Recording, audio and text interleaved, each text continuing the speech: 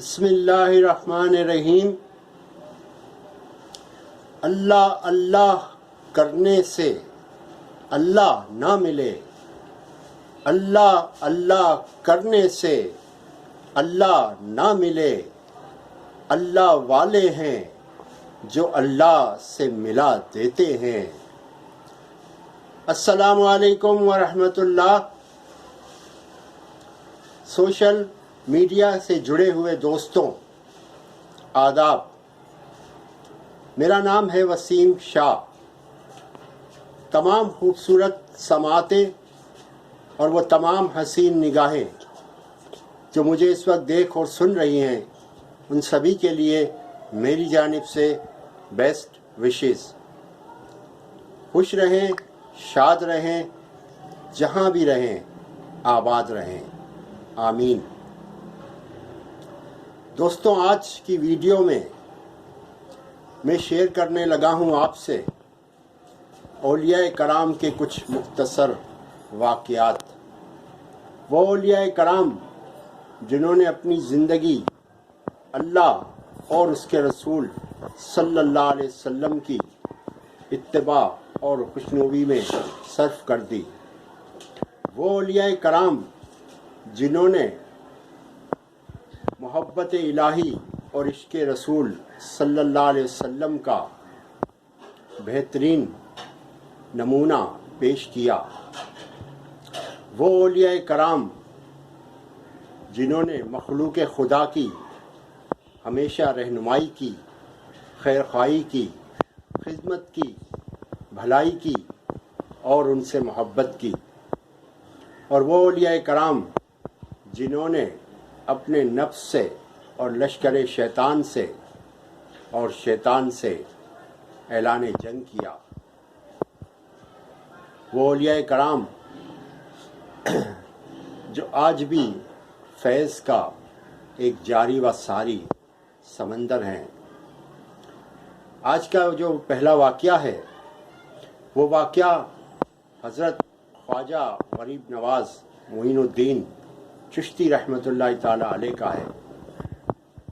آپ اپنے مریدین کے ساتھ سفر پہ تھے کہ سفر کے دوران ایک درخت کے نیچے آپ نے اور آپ کے مریدین نے قیام کیا۔ کچھ ہی دیر گزری تھی کہ بادشاہ اور اس کے سپاہی وہاں تشریف لائے۔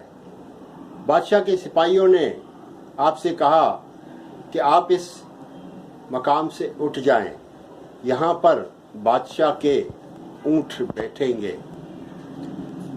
تو آپ نے فرمایا کہ بھائی، بہت ساری جگہ ہے، کہیں بھی بٹھا دو اونٹوں کو۔ لیکن سپاہیوں نے آپ کی بات نہ سنی اور کہا کہ آپ یہاں سے اٹھ جائیں، یہاں راجا کے اونٹ بیٹھیں گے۔ آپ نے یہ سن کر کہا ٹھیک ہے، یہاں راجا کے اونٹ ہی بیٹھیں گے۔ یہ کہہ کر آپ اپنے مریدین کو لے کر وہاں سے آگے چلے گئے۔ وہاں پر بادشاہ نے ان کے سپاہیوں نے اپنے اونٹوں کو بٹھا دیا، اور جب شام ہوئی اونٹوں کو اٹھانے لگے تو کوئی بھی اونٹ اپنی جگہ سے ٹس سے مس نہ ہوا۔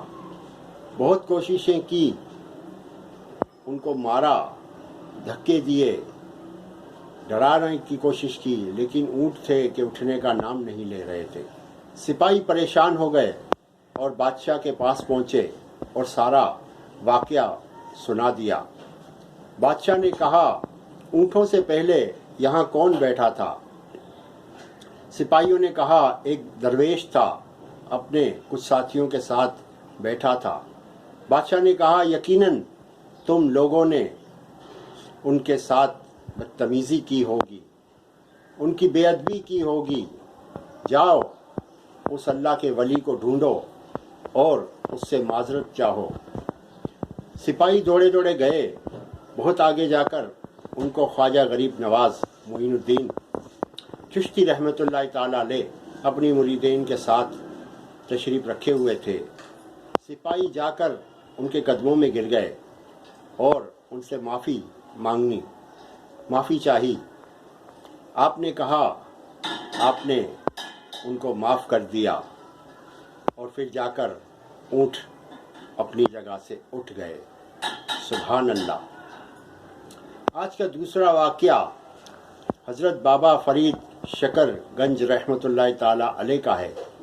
آپ ایک جگہ بیٹھے ہوئے تھے کہ راستے سے ایک تاجر اونٹ پر چینی کی بوریاں لے کے گزر رہا تھا۔